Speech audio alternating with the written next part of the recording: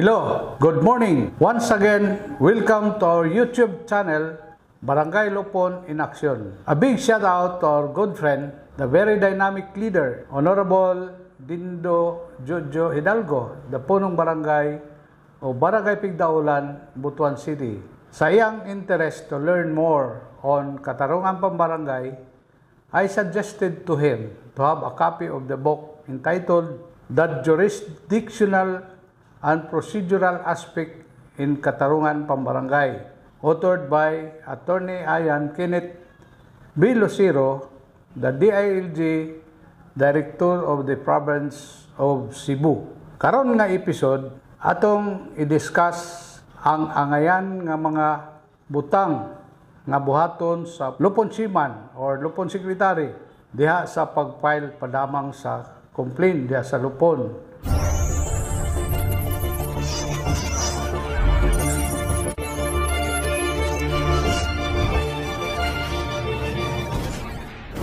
First and foremost, kinahanglan ma-establish ang authority sa Lupon nga mohusay sa maong reklamo. Kay kung way authority ang Lupon, di na dugay-dugayon, no? I-advise na lang dayon ang complainant to complain directly sa iyang reklamo dito sa proper court.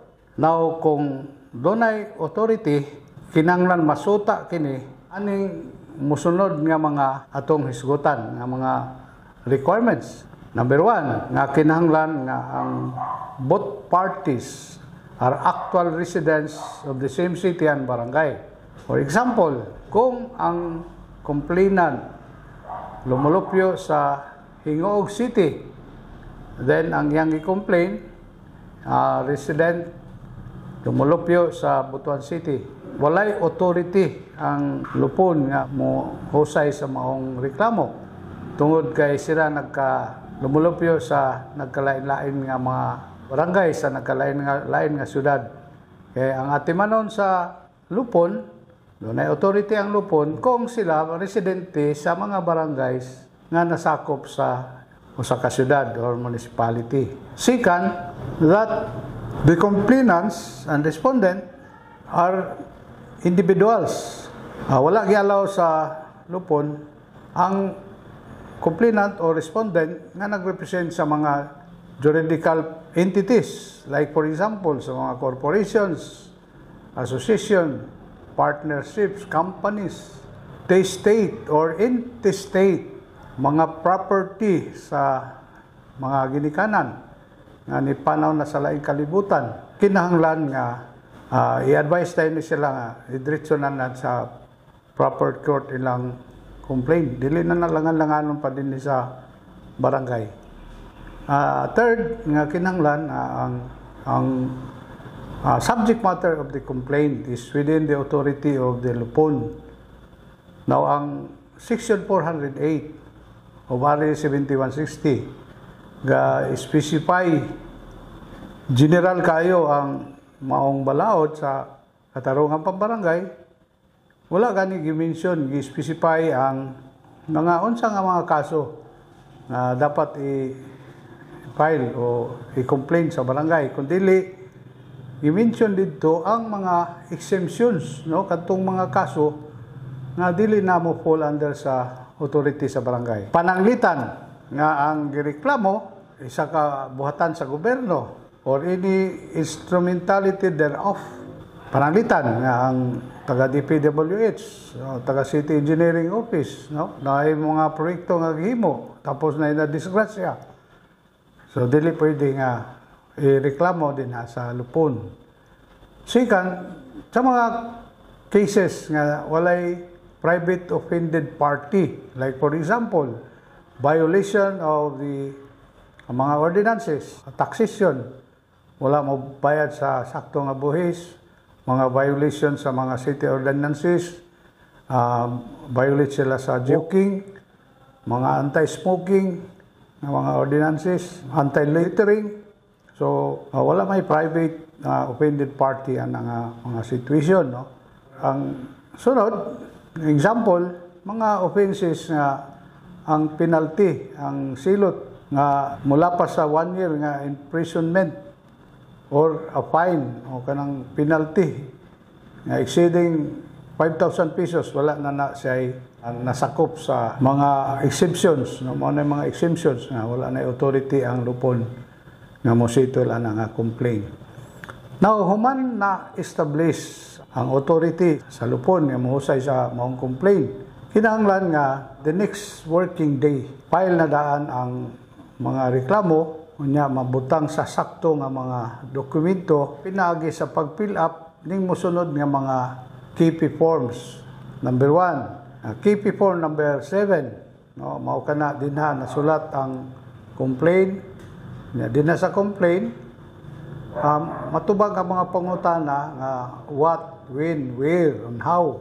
So diha makita kung unsa ang gireklamo, kano sa nahitabo ang maong gireklamo, lugar kung asa nahitabo ang mga gireklamo, unsa nga sitio, unsa nga purok, unya ang detalye maong paghitabo. So immediately ang complainant ma-notify dayon nga mao kini ang schedule sa hearing. Usually pag ana ni sa complainant sa barangay, ma-notify dayon siya. Nya kinahanglan nga mabutang sa KP form number 8. Dayon isunod dayon ang pag-notify sa respondent.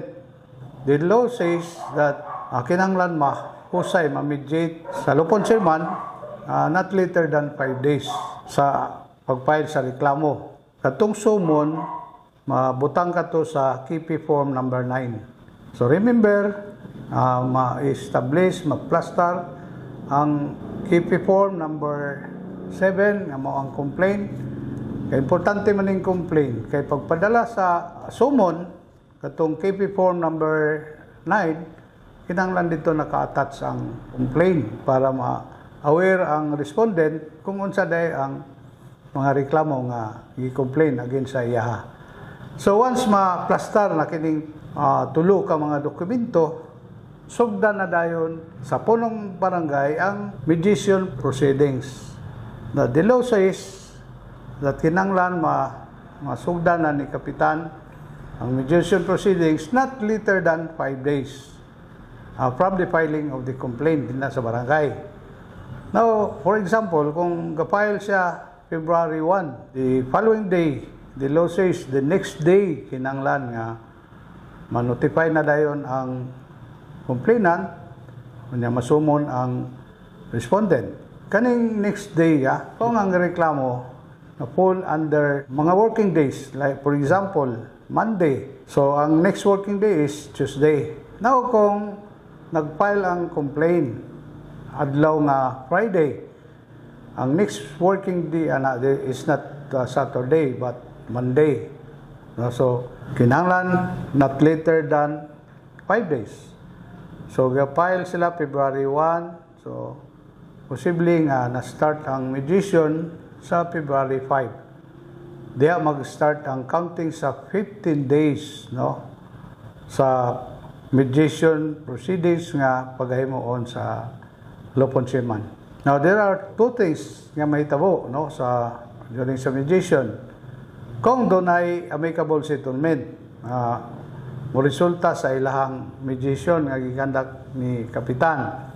So katong amicable settlement, kinahanglan ma-plaster kato sa KP form number 16. Kay mao toy mga dokumento tag pamatuod nga dunay amicable settlement nga nahitabo. Second possibility nga walay amicable settlement during mediation proceedings, kinahanglan pa nga ma-elevate ka na sa level dito sa pangkat. Then ang pangkat i-convene ni kapitan para nga sila na po ang handle sa mga reklamo. Kung kamo nakauyon sa ato ang mga video presentation, kinahanglan na i-share, no, i-like. Then kung katong wala pa maka-follow sa ako ang channel, no, kinahanglan i-subscribe and click the notification bell para ma-updated ka mo sa mga succeeding short video presentation. Now, sa sunod nga episode, atong i-discuss in details kung unsa ang mga klase-klase nga mga reklamo pwede dawaton o husayon diyan sa level sa lupon. No, again, kani si Kapitan Bert Enriquez, mingon, daghang salamat and God bless us all.